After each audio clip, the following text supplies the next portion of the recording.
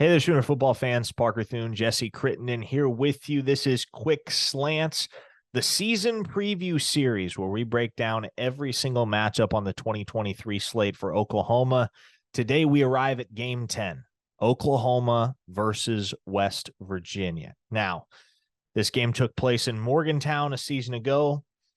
It did not transpire the way that many or any of us imagined it would on a rainy day up in Morgantown at Milan Pushker Stadium. West Virginia got the better of Oklahoma 23-20.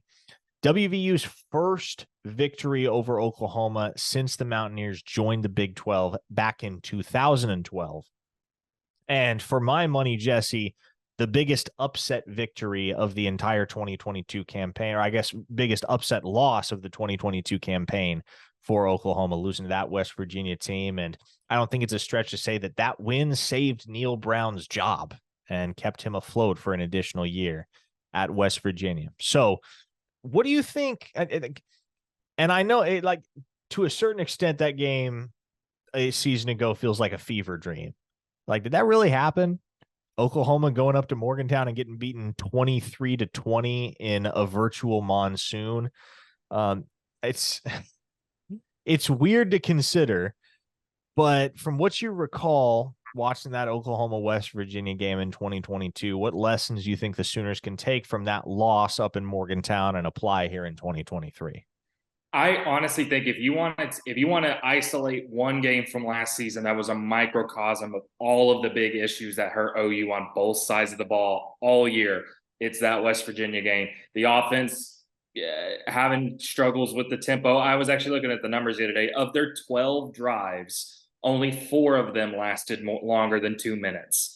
They were struggling they were going too fast and not getting enough production offensively, issues with the tempo. On defense, West Virginia had the ball, I think, for 36 minutes that game as Garrett Green just ran all over the Oklahoma defense. So I guess, we talk about tempo problems and time of possession issues. Look no further than that West Virginia game. So I think if you're talking about lessons to learn from that game, I think it's that. It's learning offensively. How do you find that balance between, moving fast and keeping defenses on their toes, but also not going so fast that it either keeps your offense out of rhythm, it keeps the defense on the field too long, or just learning that, hey, if the tempo isn't working, I know you only scored 20 points.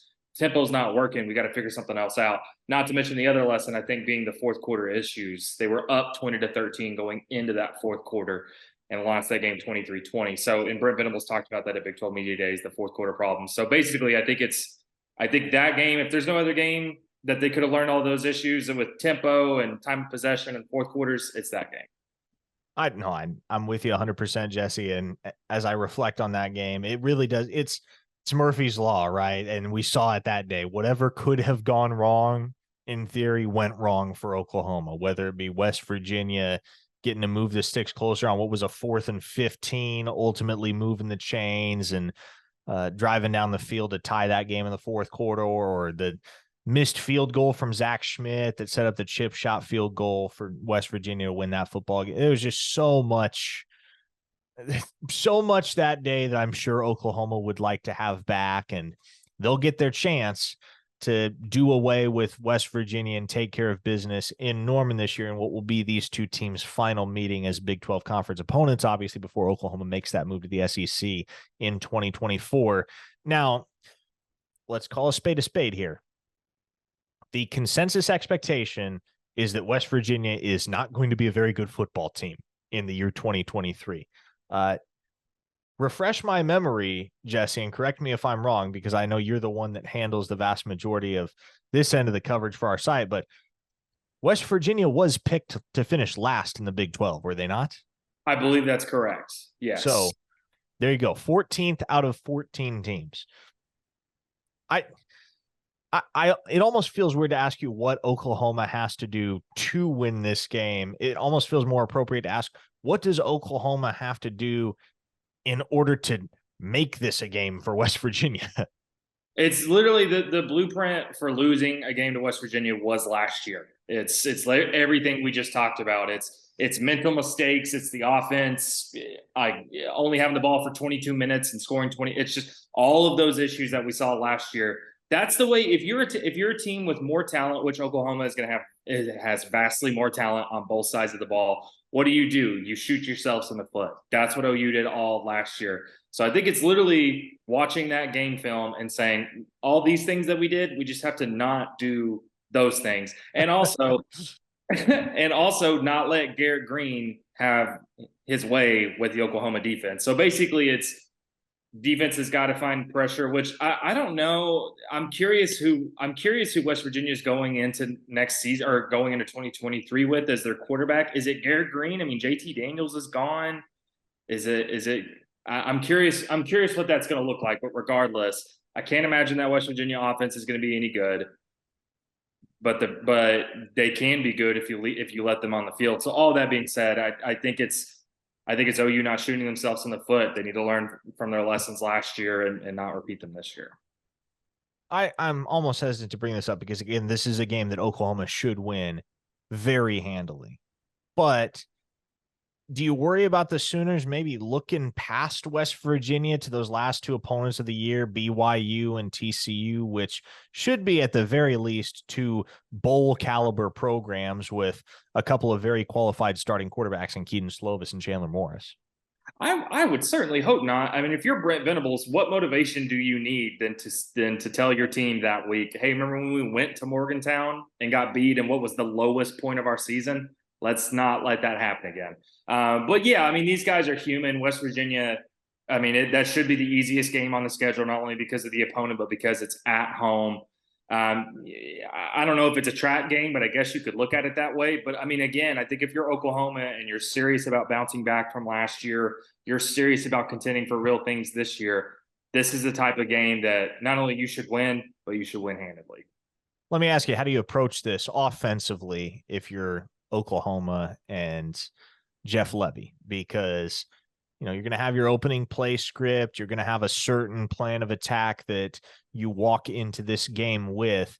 Do you try to turn it into a track meet and just try to run away from West Virginia, or you try to establish the run up front, pound the rock against this West Virginia front seven, and just try to establish a sense of superiority in terms of the battle on the line of scrimmage?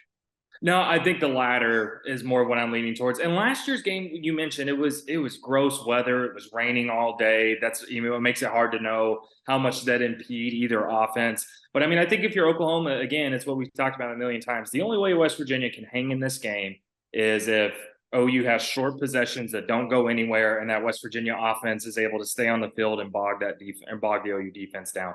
I think if you're OU, you come out, you're going to have more talent on the offensive line. You have more talent at quarterback. You have more talent at running backs. I think this is a game that you've got to avoid running into the problem you did last year. And so I mentioned the weather last year being, you know, maybe OU has more passing success this year than they did last year, assuming the weather is okay. But I think regardless, this is a Javante Barnes and Gavin Sawchuk game. This is a game that OU's got to learn from last year, chew up the clock, establish dominance, win the game. All in all, should be a walk in the park for Oklahoma against West Virginia in 2023. And who knows, by the time the Mountaineers come to town in November, they may have an interim head coach if the season progresses the way that many pundits and experts expected to. Again, West Virginia picked to finish last in the Big 12. So shouldn't be much of a challenge for Oklahoma, as much of a bye week. And I'm hesitant to use that term because it makes you, you know, it kind of seems like you're looking past an opponent to a certain extent, but as much of a bye week as you're going to get in conference play in all likelihood. And in an ideal world for the Sooners, an opportunity to get some reps of some of those younger guys who may find their services necessary down the stretch if the injury bug is biting or guys are getting worn out, bodies are getting tired towards the end of the season. 2 games left to preview here on the OU Insider Quick Slants preview series. BYU and TCU are the 2 opponents that Oklahoma will close out their final Big 12 conference slate with.